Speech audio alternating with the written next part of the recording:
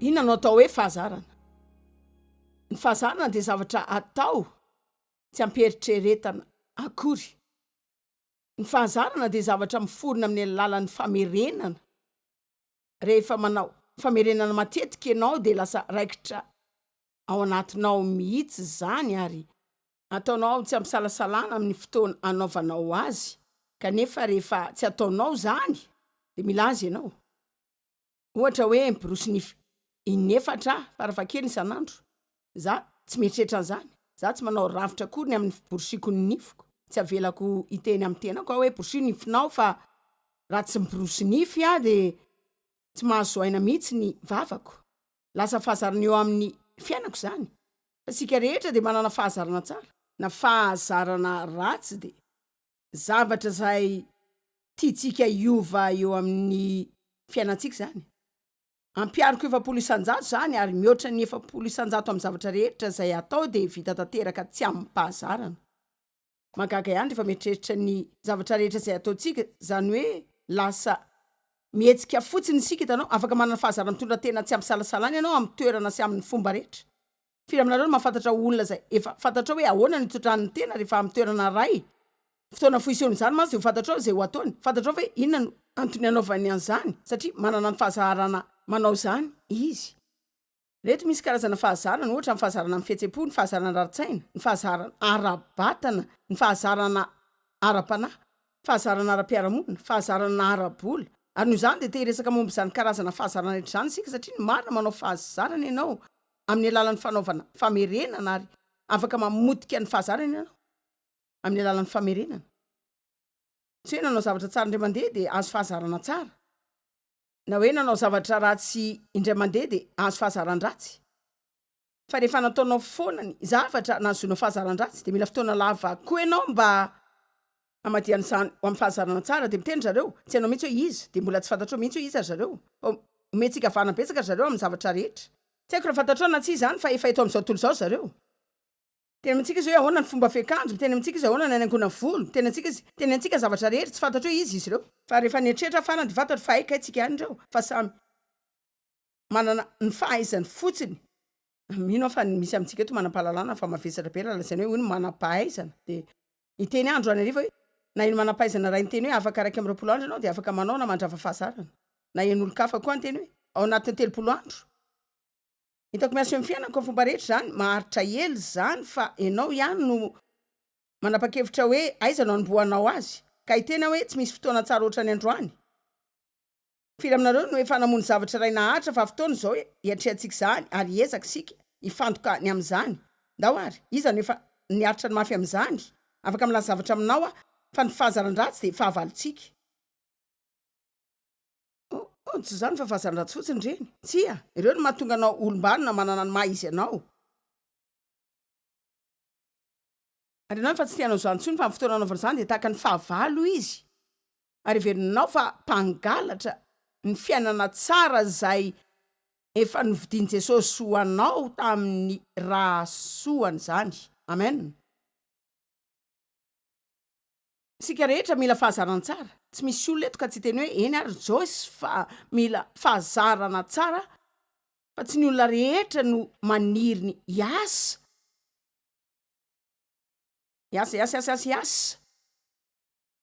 Ary tsy ny olona rehetra no te hitady ka azo zany.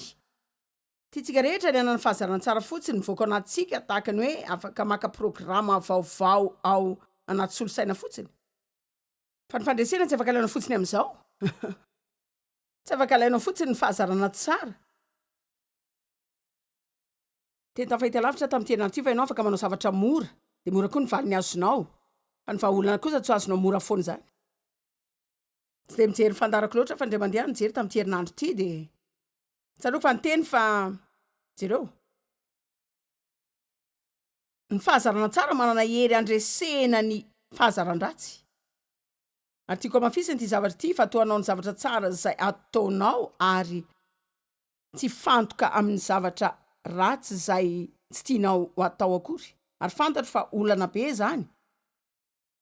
Sika mihevitra fa ny zavatra ratsy izay ataontsika ohatra miazona antsika anao ny zavatra tsara izay tiantsika atao. Ka mihevitra sika fa rehefa resitsika ny zavatra ratsy dia mety ho tsara sika Fa ny zava-marina dia zao, reseho amin'ny soa ny ratsy. Resenao amin'ny soa ny ratsy, ny tsara manana ny hery andresena ny ratsy. Ny fahazarana tsara manan-kery androka ny fahazarany ratsy hiala eo amin'ny fiainanao. Avelao meno ohatra ray. Afaka anteny ianao tsy tia fantatra ny lalako te-ndanja, mila manaraka sakafo ara-pahasalamana dia mahidy. Afaka mifantoka dia mifantoka amin'izany ianao fa misy olona mandaza ny teniko izany fa za mihevitra hoe rehefa misakafo ara-pahasalamana ara-tsaina ianao dia ataony te hihinana foana. Ny ao an-tsainao dia hihinan-kanina foana ary dia noana foana ianao. Dia tsy teny aminao ny hevitra amin'ny sakafo ara-pahasalamana fa hiteny aminao mba hifantoka amin'ny fihinanana an'izany. Hevery ny sakafo izay mety, hevery ny sakafo izay mety ho bena kely ho andrehetra izay no arian'Andriamanitra. Hevery zany. Ary manapa-hevitra fa ho salama ianao. Aza mihevitra ny anaraka sakafo ara-pahasalamana. Hevery fa tena salama ianao, manaova safidy tsara dia ataovy zany dia oravanao ny fahazarana izay ao aminao ka mahatonga anao hevitra fa mila misakafo ara-pahasalamana. Firy aminareo misakafo ara-pahasalamana fiainana ka ny 9 kilao. Izy aminareo eto ny 900 kilao farafakely ny ary nahazo zany rehetra zany tamin'ny fiainany. Tsy amin'ny fotoana ray fa mety mihoatra an'izany ianao.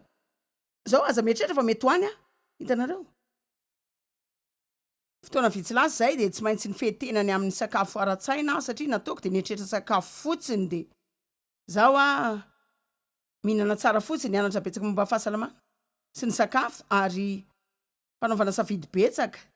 Tsy ny safidy rehetra ny tsara fa indraindray manao fananiana amin'ny fenitenako satria manan-javatra manahirana kely amin'ny fiainako fa tsy tena manery zany loatra mba tsy harovitra ny patalohako. Amen. Galatiana 5:20. Fa hoy za mandeha araka ny fanary veloma ao amin'ny fanamasina. Aoko feheziny sy hotarian'ny fanamasina zao. Inona ny tena dikany tarian'ny fanamasina? Eny ary meko valy indray nareo. Indraindray amin'ny teny hoe hitanao tsy tokony ataoko iny fa fantatra fa tokony hanadio trano androany kanefa. Fantatra fa tokony hanadio ity karaha kanefa fantatra fa mila mandomy facture anao androany fa ratsy zany dia ho tara be reo kanefa fantatra fa tokony hanao fanatanjahantena nefa.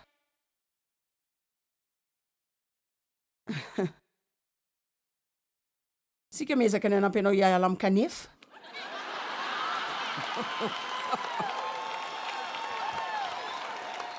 Ary ny tiako lazaina amin'ny lafiny ray. Tsy voatery ho zany daholo ny teny anao zavatra rehetra. Tena tamin'ny foko madio ny lazako an'izany. Zaho mety tsy ndrehetra fa tsy mandainga. Ka ina ary nitranga raha fantatsika fa tsy tokony hanao zavatra na tokony hanao sika fa ny fanamasina ihany no manetsika antsika hanao zavatra tsara. Aza miteny amiko ianao hoe tsy haiko ny mihaino an'Andriamanitra. Fa mihaino an'Andriamanitra ianao fotoana rehetra fa izy tsy miteny aminao amin'ny alalan'ny sofiny eo amin'ny lohanao foana fa manetsika anao izy dia etsihany kely fotsiny. Kely jereo. Misy famantaranandro ato. Zay tena lehibe io. Mahatonga antsika hihetsika. Afitako ny toroteny ao anatin'ny ora ray. Atao zany zao fa tamin'ny taon'ny dasa rehefa nanomboka nanao ty voalohany dia nanana orona-peur zareo ary teo amin'ny 90 na eo amin'ny 70 minitra ny faharetany 570 zavatra ohatr'izany. Dia rehefa mihoatra an'izany dia tsy azon'ny olona ny afatra sasany. Arak'izany dia varotra fampianarana izay tsy misy farany foana satria tsy manaja ora voatondro fa taloha zahay tsisy famantaranandro dia hoy foana zareo amiko hoe 10 minitra 10, 5, 4, 3, 2 ray fa dia hoy fotsiny hoe avelao any zany fa mitoroteny ihany Mandrapahatongako manena tanteraka dia ny an'ny fampianarana rehetra tena diso fanantenana satria tsy fantatra hoe ahoana ny fiafarany. Tsy fantatra ny valiny. Dia hoy zao dia andray zavatra ianao. Ny tsy fanarako ny fandresen-datry ny fanamasina. Mitondra olana ho an'ny hafa.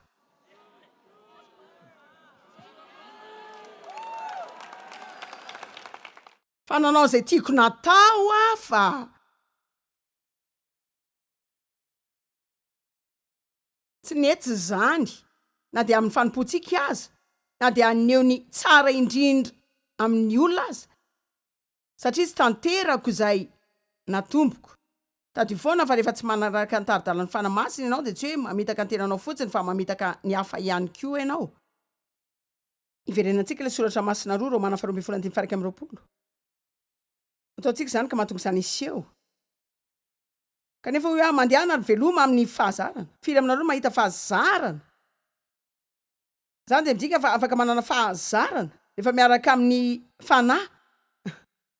Raha manana ny fahazarana mitondra ny fanahy masina dia ataonao fotsiny izay tianao fa fahazarana zany ary mihevitsika fa ifehizany kanefa ny marina tsy vitantsika izany satria misy zavatra tian'Andriamanitra hitariana antsika ao anatin'izany na ivelany izay tsaratsara kokoa no izay ananantsika nefa isika tsy mahalala an'izany dia tsy azontsika mihitsy zany tsy midika hoe tsy tiantsika tsy zany mihitsy tsy midika koa zany hoe tsy ho any an-danitra sika tsy voavonjysika satria be safidy loatra efa voavonjysika no izay nataony teo amin'ny hazo fijaliana fa mila mianatra manaraka ny fitarian'ny fanahy masina isika ary tena mahafinaritra ny kristiana zany rehefa mianatra ny fitarian'ny fanahy masina manokana ianao tena lasa mahafinaritra be zany satria tsy ho fantatrao mihitsy zay zavatra ataon'Andriamanitra isan'andro hoe tsy hainao mihitsy hainao nga hoe miome Andriamanitra rehefa manao planiny isika amin'Andriamanitra zany fiomezana be dia lasa zareo azo indray nidravitra amin'iny andro iny dia nio zany. Amen. Andro Romana 12:20. Anisan'ny tena Andriamanitra tiako zany sika mandresy asa mety ho resiny ratsy fa reseo amin'ny soa ny ratsy. Aleo sika alalaka kely dia ho lazaintsika amin'ny fomba hafa zany hoe aza mety ho resiny fahazaran-dratsy ianao fa reseo amin'ny fahazarana tsara ny fahazaran-dratsy. Nareo rehetra eto ve mity arivo ty hanana fahazarana tsara?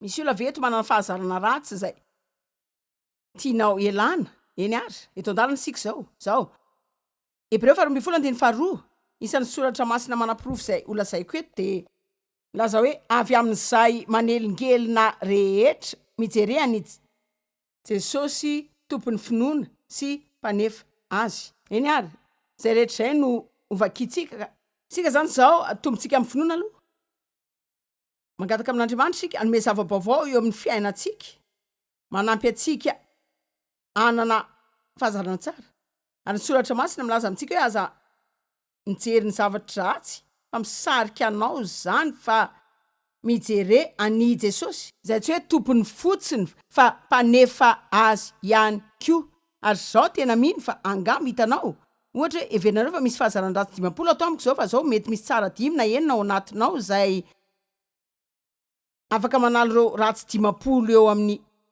fiainanao tahaka ty lazaiko androany ty ho teneniko aminao mazava-dehibe ny fahazarana ray. Ino zany mbola tsy teneniko anao aloha mbola tsy fotoana zao nao fa zany ny tena imasoantsika dia hoe inona ny tsy mety tena miseho dia inona ny tsy mety zay zavatra imasoanao ihany manandanja aminao ny zavatra rehetra eo amin'ny fiainanao.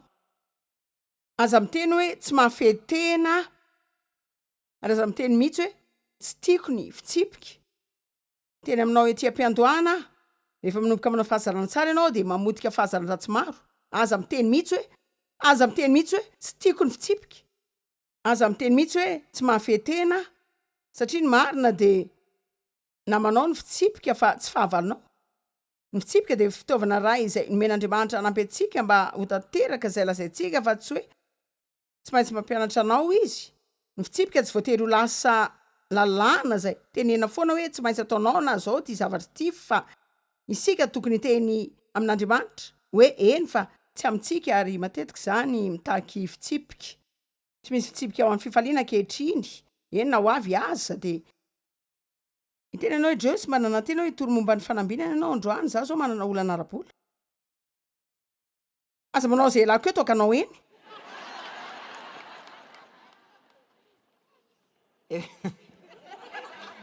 raha manana olana ara-bola ianao firy amintsika no mahafantatra fa zany tsy fampiny zany vokatry ny tsy fifehezan-tena. Misy olona veto afaka ilazany marina amin'ity arivo ity, firy ny olona fantatrao? Zaho tsy fahatsoko zany, efa manana zany fahazarana zany koa sika de mijanona amin'izao fotsiny. Atao fahazarana ny fandraisanao andraikitra eo amin'ny olanao. Mety aminao tonga foana amin'ny fivoriana ary tsapako zany. Afaka mahatsapa zany manao ny fahazarana tsara ary mamodika ny fahazaran-dratsy. Tianao vakiako daholo ny toko rehetra. Avelao teny aminao ny rafitra zany fahazarana zany. De atomboka teny zao ary ny fahazarana tsara. Ary mamodika ny fahazaran-dratsy. Teny fisaina nahoana no mahakasika ny fahazarana.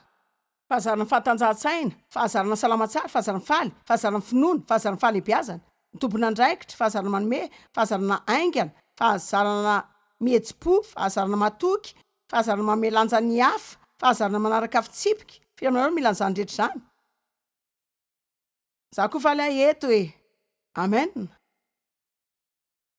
Ny tena marina tsy misy zavatra tsara mitrangatranga foana zany. Mety azona aretina ianao fa tsy mety azon'ny fahasalamana.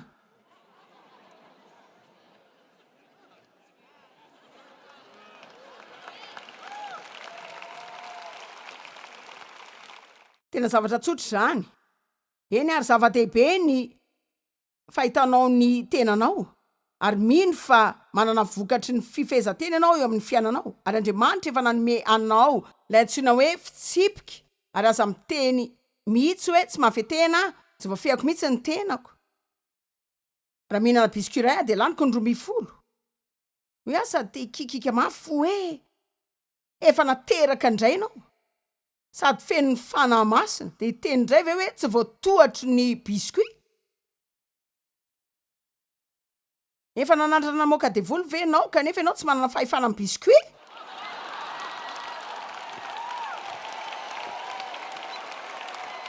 Mandroaka anao ary Satana, zanak'Andriamanitra fa za tsy hiditra amin'izany ary de tsy eritreritra biscuit intsony ianao.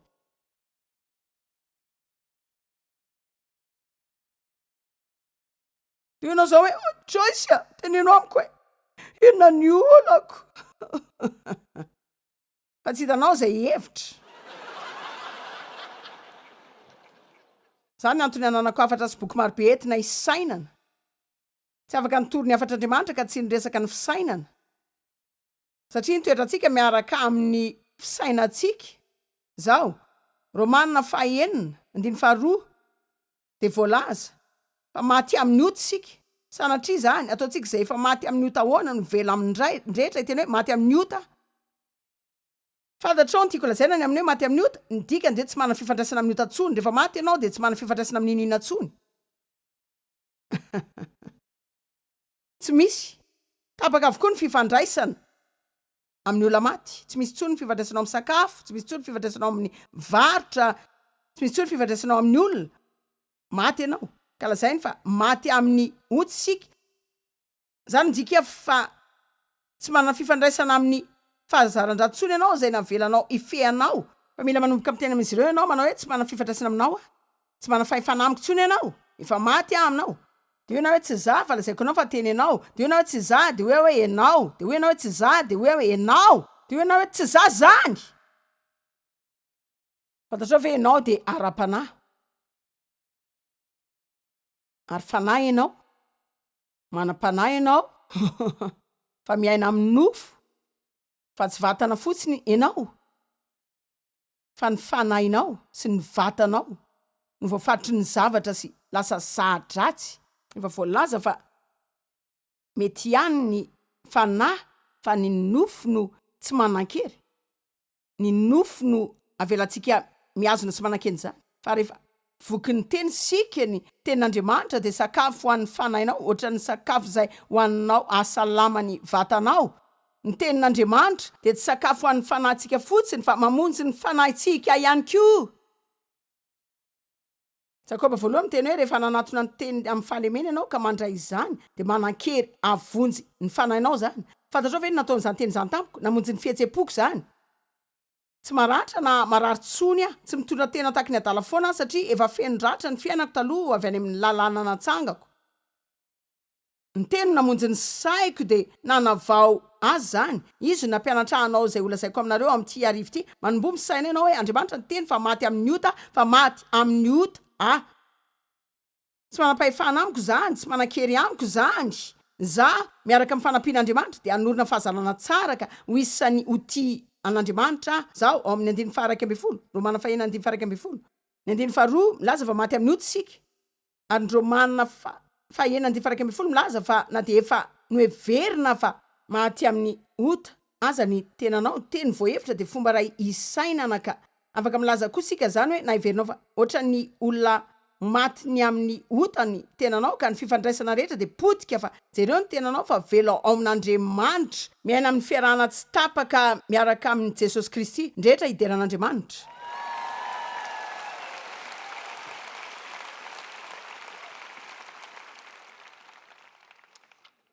Misy ny fanandevozana amin'ny toerana rehetra ny drogondro to gasikara fa itsenana ny sakafo be loatra ny olona mamontena andevozan'ny sary mietsika mamoa fady sy ny fanandevozan'ny fitsangatsangana ny CD misy korotana zay mahatonga fikorotanan-tsaina. Fantatrao ve zay inoko? Mino aho fa ny fanandevozana sy ny adi-saina de lasa fahazarana mihitsy. Ary fantatrao ve ny fiatombohany? Indrindra sika miresaka ny fahazaran-dratsy. Manao zavatra sika indray mandeha indroa intelo inefatra indimy inenina impito imbalo ary tampotampoka de manano zao fisainana zao ianao tena elako ity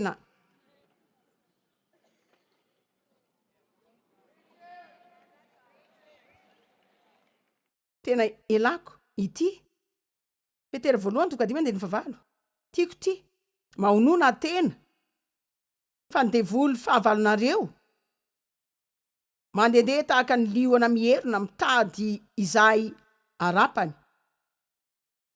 Baiboly de milaza fa mila manoditra azy sika amin'ny voalohany inona ny zavatra mitranga rehefa mahazavatra kely avy amin'Andriamanitra sika de miala amin'ny tanantsika zany ataony foana zany mila henanao inona ny mety hitranga raha ho raisitsika tahaka ny fampitandremana zany.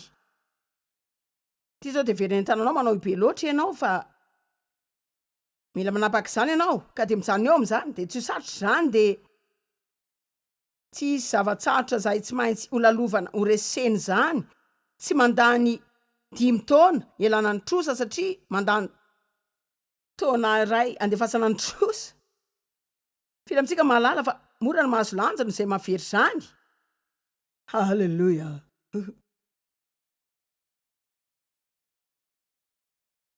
Ho an'izay olona tratra ny fanandevozana sy fikorotanan-tsaina eo amin'ny fiainana zavatra tenenao de hoe tena tsy voafiako mihitsy ty fa misy andro zao eno kely fa nisy ny fotoana teo amin'ny fiainanao zay nafahanao nanao fa tsy vitanao ary olazaiko aminao zao satria iny hoe mandroso tsy tiako hifantoka am'izay tsy nety nataonao tany aloha ianao nititsika faravarany am'zany tsy hainao anatin'ny nenina sika nenina de tsy manao zavatra afa-tsy maka ny hery zay ahafahanao mandresy ny nenina tsy manao ninninina ndayvy zany de tsy mba manenina amin'ny zavatra rehetra zany.